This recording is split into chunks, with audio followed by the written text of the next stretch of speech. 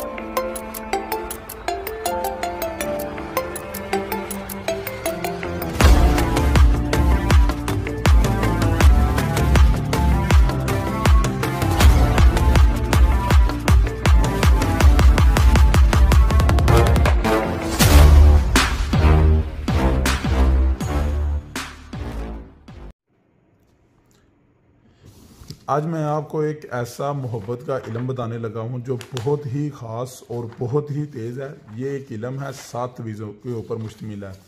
देखें, इस तवीज़ के और भी बहुत सारे इस्तेमाल हैं, लेकिन आज अभी आपको मोहब्बत का इस्तेमाल बताने लगा हूँ।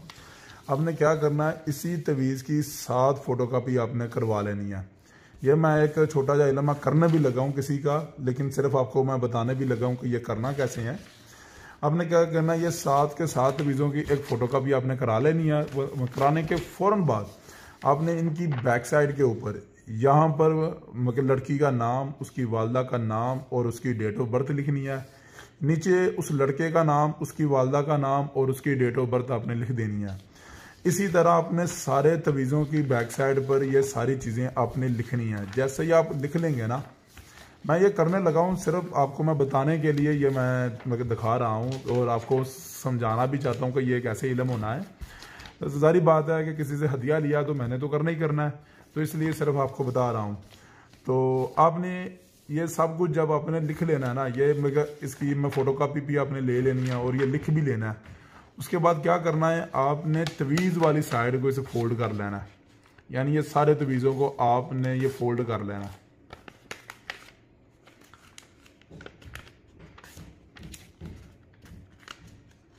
इस तरह।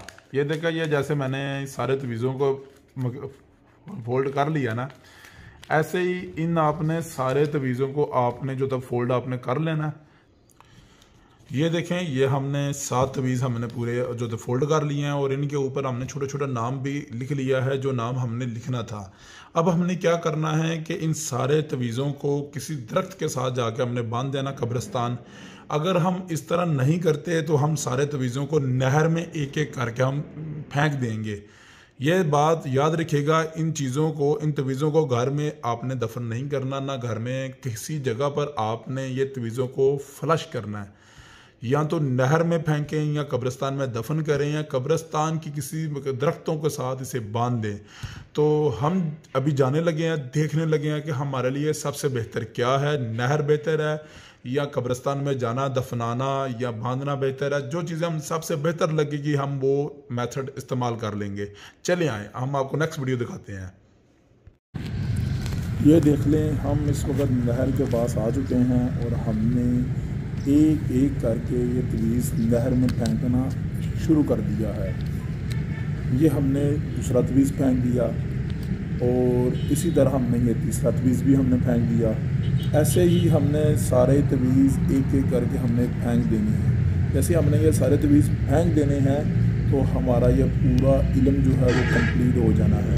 हम इसे कब्रिस्तान में भी दफना सकते थे, लेकिन हमारे लिए नहर ही हमें बेहतर लगी है कि चलो ये सबसे ईजी है। कब्रिस्तान में अगर कोई तवीज़ और कोई उठा ले, या मेरा मतलब है कि कोई मसला बन जाए तो इल्म ना ख़राब हो।